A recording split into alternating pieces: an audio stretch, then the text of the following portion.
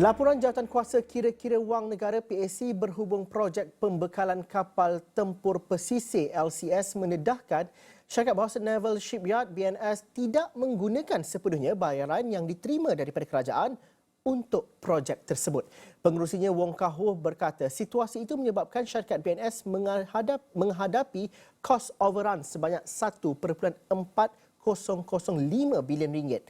Daripada jumlah tersebut, 400 juta ringgit digunakan untuk menyelesaikan hutang lapuk membabitkan projek kapal peronda generasi baharu NGPV. Katanya peralatan yang disimpan dalam stor bagi projek LCS dianggarkan berjumlah 1.7 bilion ringgit dan dianggarkan 15% juga didapati usang. Kontrak projek LCS diberikan oleh kerajaan kepada syarikat BNS secara rundingan terus.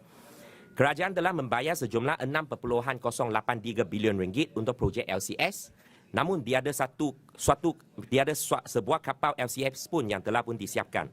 Menurut jadual asal setakat Ogos 2022, sepatutnya 5 buah kapal LCS harus disiapkan dan diserahkan. Pandangan TLDM selaku end user tidak diendarkan oleh MINDEF dan syarikat BNS dalam melaksanakan projek LCS. Pada asalnya, reka bentuk kapal jenis Sigma pilihan TLDM telah dipersetujui oleh Menteri Pertahanan, iaitu Datuk Seri Abazai Hamidi pada ketika itu. Keputusan tersebut telah pun berubah kepada reka bentuk kapal jenis Goving pada 11 Julai 2011 atas cadangan syarikat BNS yang dibawa kepada Menteri Pertahanan pada 8 Julai 2011. Hasil laporan tersebut antara 9 rumusan yang dibuat PAC hasil 9 prosiding ke atas siasatan berhubung projek pembekalan LCS yang dijalankan sejak 18 November 2020 sehingga 8 Mac lalu. Antara yang dipanggil sebagai saksi dalam prosiding tersebut ialah Menteri Kanan Pertahanan Datuk Seri Hishamuddin Hussein dan bekas Menteri Pertahanan Datuk Seri Ahmad Zahid Hamidi. Wong menambah laporan itu turut mendapati kerajaan gagal mengesan kedudukan keuangan BNS yang lemah sehingga memaksa kerajaan membuat pembayaran pendahuluan sehingga 1.36 bilion ringgit kepada syarikat tersebut. Tindakan tersebut bertentangan dengan Surat Perkeliling Perbendaharaan Bil 5 tahun 2007 yang berkuat kuasa ketika itu.